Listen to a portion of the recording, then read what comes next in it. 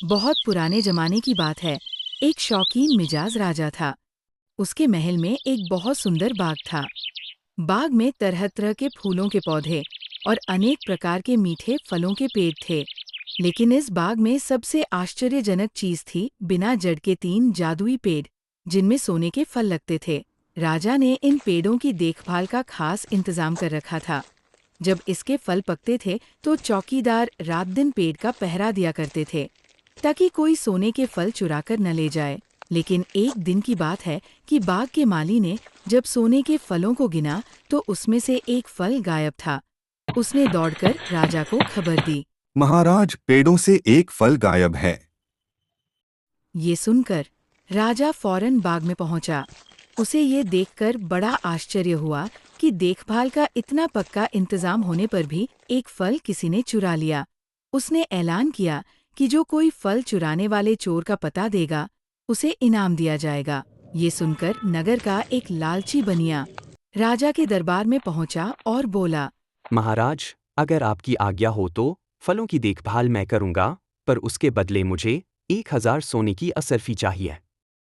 राजा उसकी बात मानकर बोला, ठीक है, हम तुम्हें 1000 असरफी देंगे, पर अगर तुम नाकामयाब हुए तो तुम्हें 100 कोड़े भी खाने पड़ेंगे। राजा ने उसको इसकी इजाजत दे दी।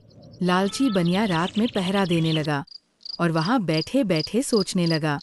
लेकिन 2 घंटे बाद ही उसे नींद आ गई और वह सो गया। सुबह उठकर जब उसने फलों को गिना तो वह देखकर चकित रह गया कि रात भर में एक और फल गायब हो गया था। इसके बाद दूसरी रात को एक धोबी ने पहरा देने का काम संभाला। उसे भी नींद आ गई और तीसरा सेब भी चोरी हो गया। जिसके बाद राजा ने चिल्लाकर कहा, क्या हमारे राज्य में ऐसा कोई बहादुर नहीं जो पता लगा सके कि आखिर चोर कौन है? दरबारियों की भी समझ में नहीं आ रहा था कि क्या किया जाए। सब लोग उदास बैठे थे कि इतने में सबसे छोटा राजकुमार चंद्र आया और उसने कहा, पिताश्री, आज रात चोर को पकड़ने का मौका मुझे दिया जाए। मैं आपको यकीन दिलाता हूं, आपको निराश नहीं करूंगा। राजा इस राजकुमार से खुश नहीं रहता था। वह उसे मूर्ख भी मानता था। उसने उसे डांटते हुए कहा, तुम क्या समझते हो, क्या तुम्हें इसमें सफलता मिलेगी? तुमसे बड़े और तुमसे ज्यादा समझदार दोनों लोग इस काम में असफल हो चुके हैं। तुम जाओ अपना काम करो। लेकिन छोटा राजकुमार चंद्र नहीं माना। उसने राजा से प्रार्थना की कि उसे एक मौका जरूर दिया जाए। अंत में राजा राजी हो गया। चंद्र रात में पहरा देने लगा। उसने तय किया कि वह किसी भी हालत में नहीं सोएगा और चोर को जरूर पकड़ेगा।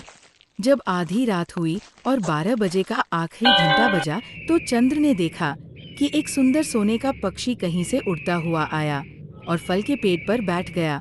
उसने देखते देखते सोने के एक फल को अपनी चोंच में पकड़ लिया।